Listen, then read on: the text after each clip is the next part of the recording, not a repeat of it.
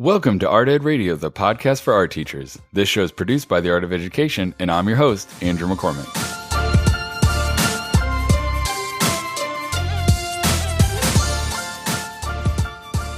So recently, I had an impromptu visitor in my classroom, a fellow teacher but not an art teacher that just wanted to stop by and chat about a few things. But as she came in, she made a little joke about how messy my room was.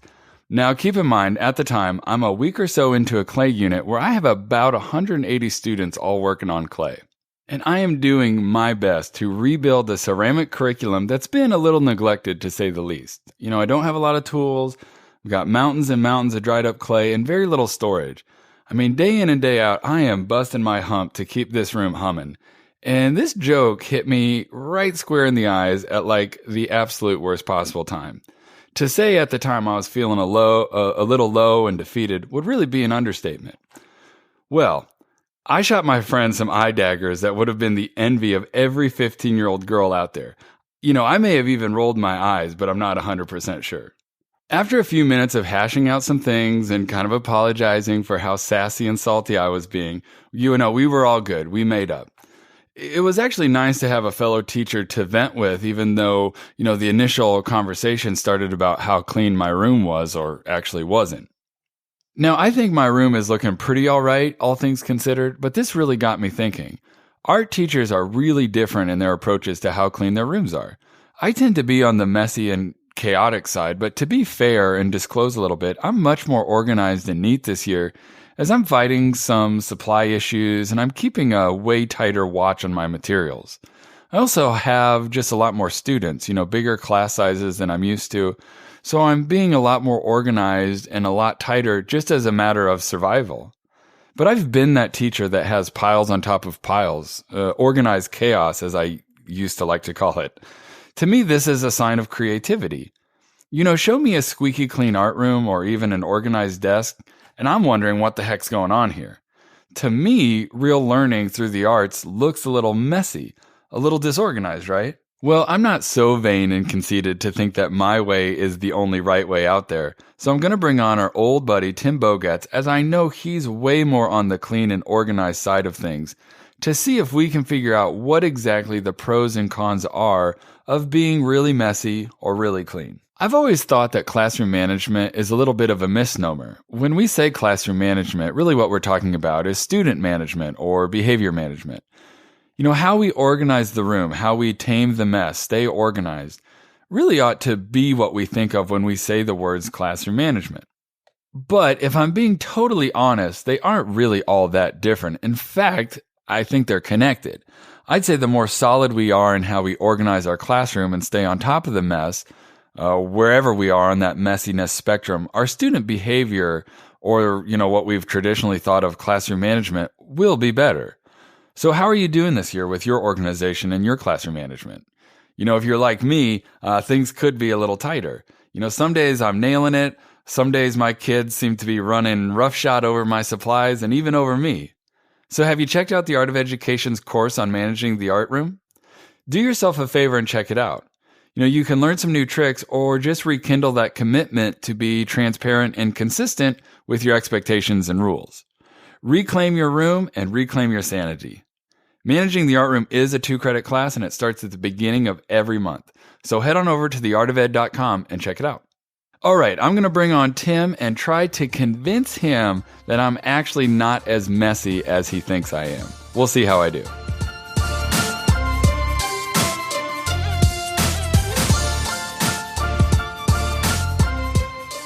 All right, Tim, so let's say that I'm Mr. Messy and you're Mr. Clean. Am I pretty much right in saying that? Yeah, I think that's fair. I'm not quite as clean as I'd like to be, but yeah, I've made a concerted effort after a couple years of having a really messy classroom to try and get things a little more organized and a little more clean. And having seen pictures of your room, I think that's very accurate to say that you are pretty messy.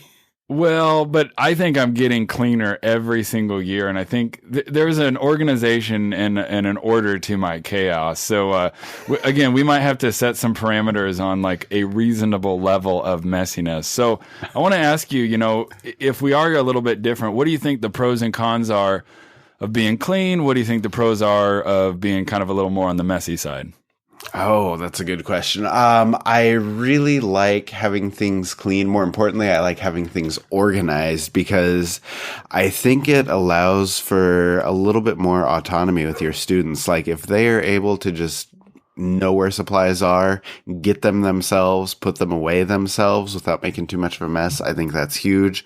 I think that makes it easier on the students and it makes it a little easier on the teacher as well. As far as being messy, it's really nice to just see everything wherever, like if literally everything you own in your classroom is out and about, it's really easy to find stuff, right? Like what do you think? Like what are the big things that you like about having a messy room? Well, so I gotta say, I mean, like, of course, the pros of being clean are like, I guess it's easy to find stuff, but like, again, reasonably messy or reasonably like creative chaos, right? Like, yeah. So I think having a lot of stuff out actually, in some ways, entices students to use it more than if it was put away. Sometimes I think kids like out of sight, out of mind, like they don't even think like, right. Oh, I could use twine or PVC pipe for this. But so I think it's a balancing act of like, making sure all of that stuff is visible, accessible, but yet still kind of organized. So it's not like you got to step over this pile to get to this pile. And I also think that things come and go in kind of an ebb and flow. Like there might be one project that's like really crazy messy. And then, there's other projects that you can kind of get like back on top of things a little bit and put a bunch of stuff away. So I know I always felt like, in my former job, I always had like 1 or 2 assignments per semester where it was just like batten down the hatches, man, because it's about to get weird up in here and we're going to have piles of crap everywhere. And then, we'd kind of calm down after that. But so, I've been thinking about this because I have switched jobs recently and I think I'm trying to get a little bit more clean.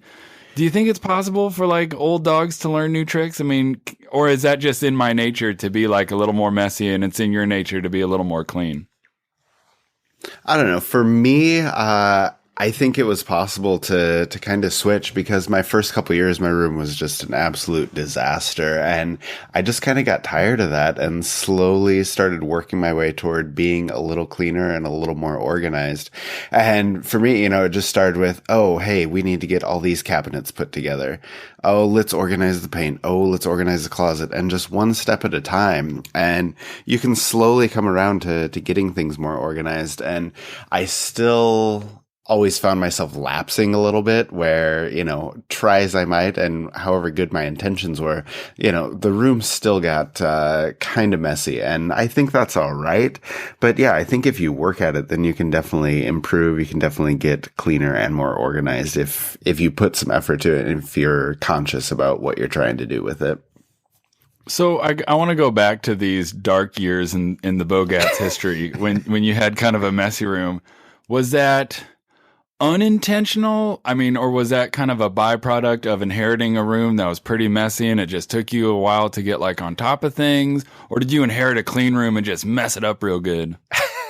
No, it was a little bit of both. I inherited a nightmare. And that's probably for a different episode, a different podcast, but it was a disaster when I came in, and part of that was, the cause of me being a little bit messy, is just trying to sort through everything that was in the room. And part of it was just, my personality. Like my studio at home is a mess, and, I have to work really hard to keep things clean because it's really not in my nature. And so I have to put quite a bit of effort into it. And I think that just came with having a little more experience as, a teacher and knowing a little bit more of what I wanted in order to, get to that level where things were organized and things were as clean as I wanted them to be.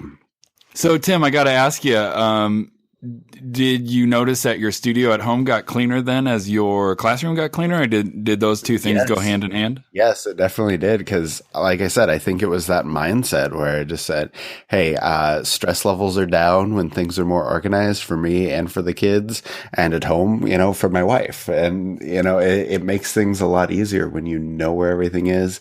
Everything has its place. It's easier to find. It's easier to clean up. And when you have that mindset, I think it does go hand in hand. So do do you think that it's just in some people's DNA to be messy, or like are there some things that are preventing people? Like, I want to give you kind of my two thoughts on it first and see if maybe you agree with me. I actually think that the notion of like routines and kind of rules and structures, and then like building up those routines over time with your students is actually one of the biggest things for keeping a clean room. I mean, like you've got to enlist them to help you out, and for the students to help you out, you got to have good routines. Do you think that's maybe the biggest thing that prevents people from getting clean and being clean?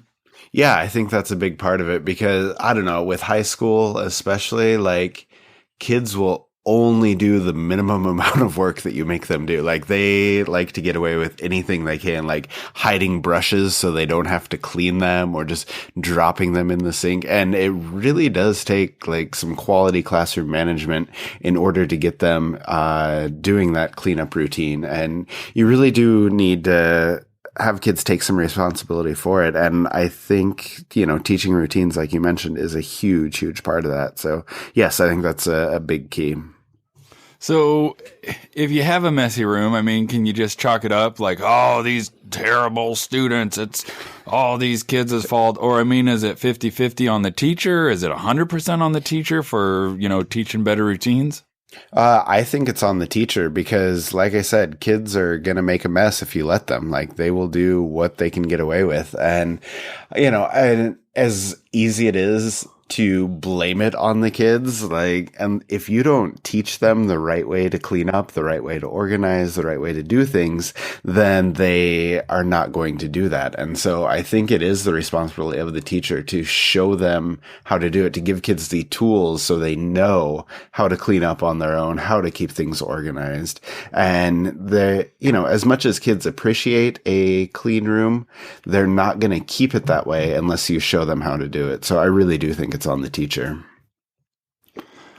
Okay. So I agree, but let's play devil's advocate here. So let's say that you're a teacher who is maybe on the choice spectrum, or someone who does like really weird, big, outside the box projects, is using really unusual, funky, recycled materials that people give you. Like all of a sudden we've got all these old pallets and we're going to make sculptures out of these old pallets.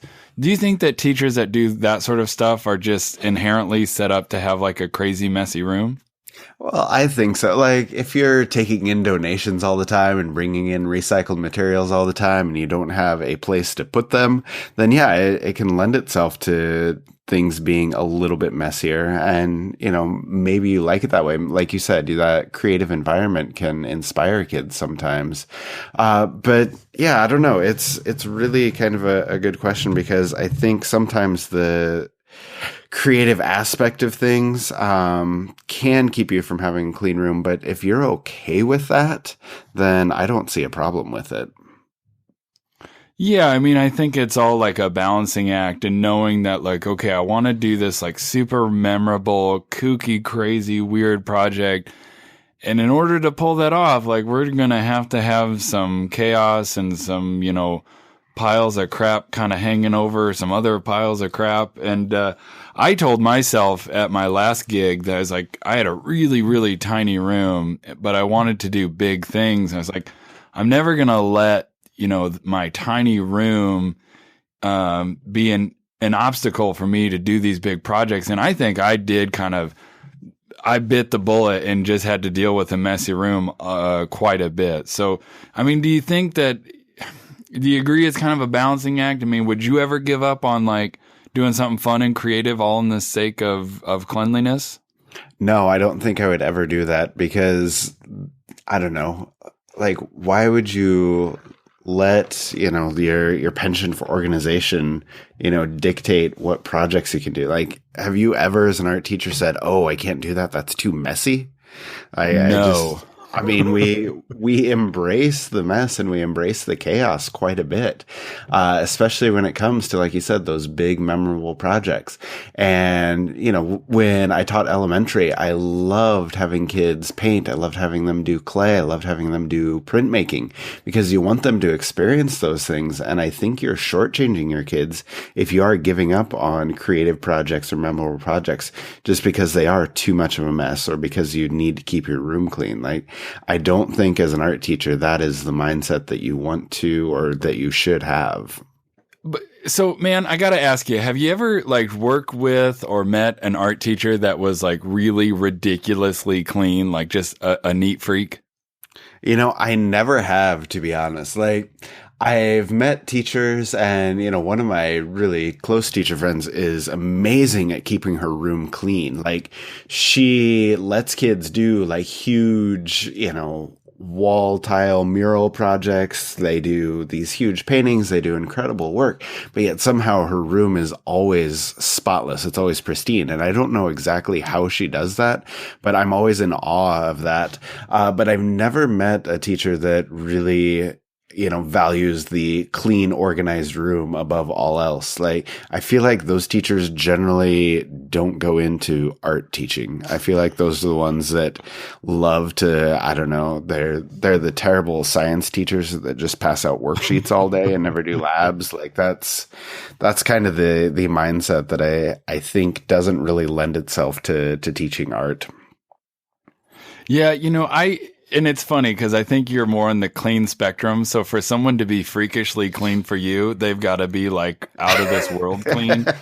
I have met people that I'm like, man, you are really, really clean and super organized. And there have been a couple that have kind of given me the heebie-jeebies because I'm just man, I really felt like when I walked into their room, it had kind of sucked all the passion and joy out of it. It's kind of like in The Wizard of Oz when it's all black and white. And I'm just what the heck is happening in this room? But that's me having a much higher threshold for mess and chaos. But, so man, circling back to what you said about being an elementary teacher, that you're not afraid and weren't afraid to use the messy materials, the printmaking, the painting, the ceramics, and really getting into it.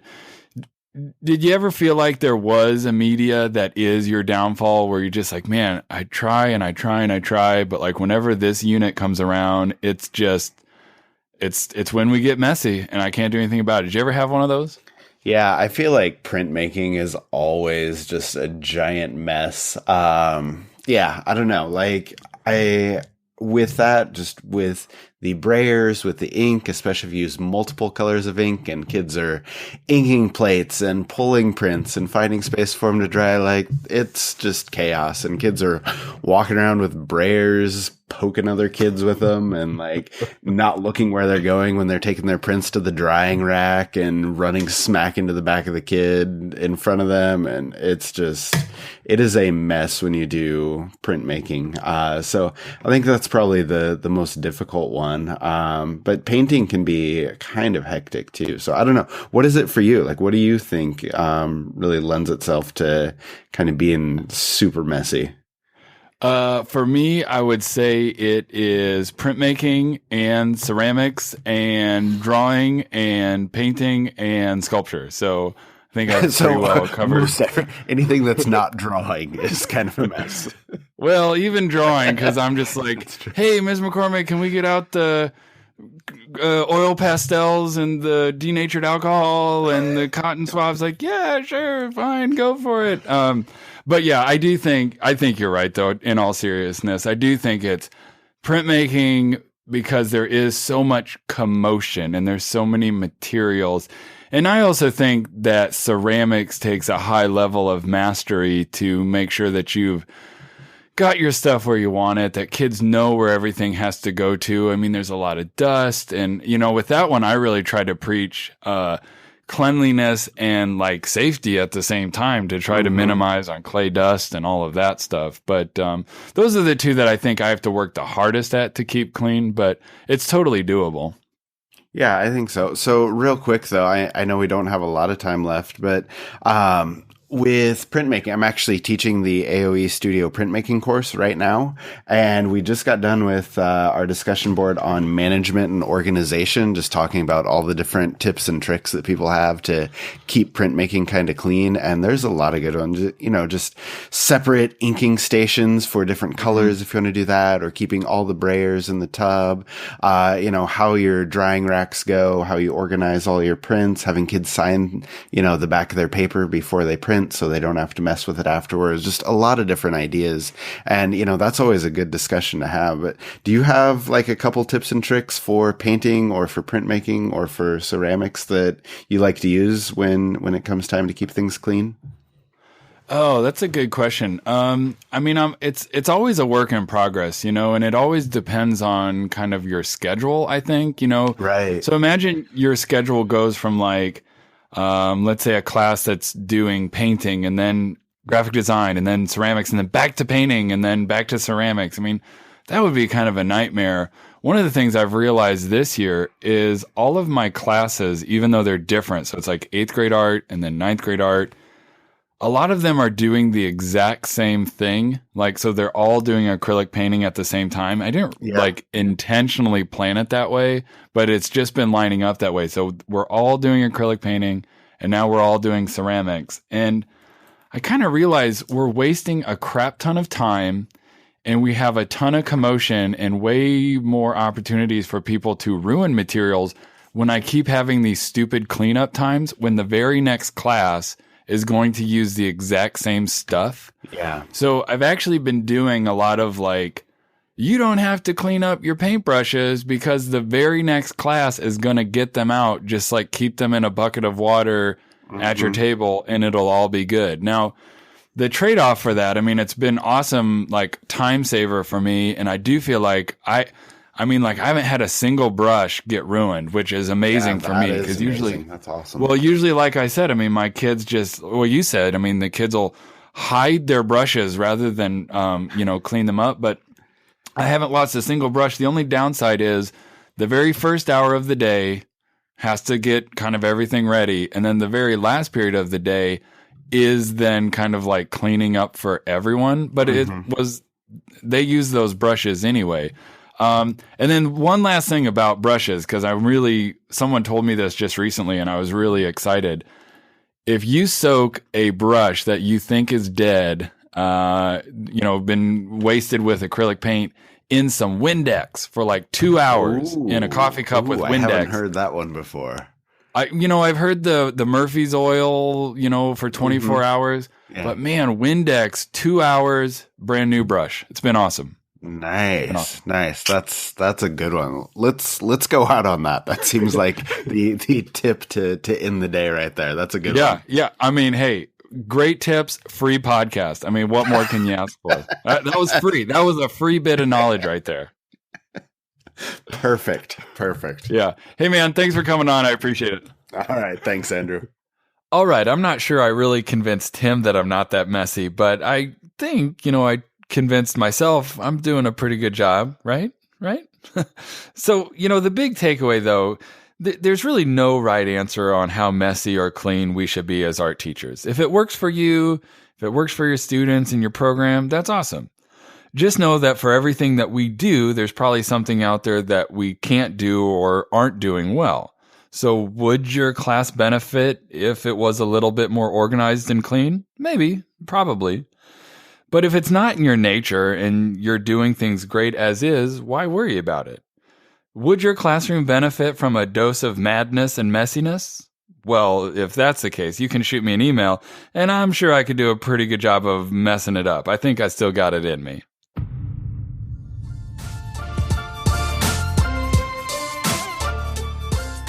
Art Ed Radio is developed, produced, and supported by the Art of Education with audio engineering by Michael Crocker.